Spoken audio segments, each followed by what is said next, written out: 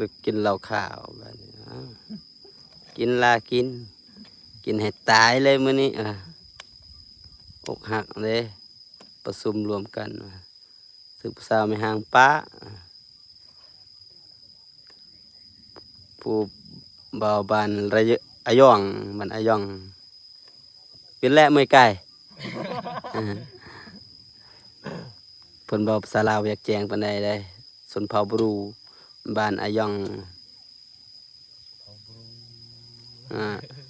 เพิ่นยิ้มแล้วอันนี้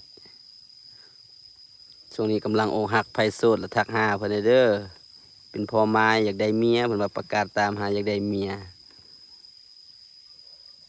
พี่แหละเมยเอาเบิ่นอายะนะ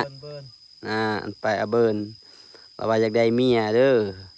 ผู้ใดยังโสดแม่ห่างนางไม้แล้วทักหาเพิ่นแน่อยู่บ้านอาย่องห่างไกลซอกลีดทางดำประมาณ500 กิโล 500 กิโล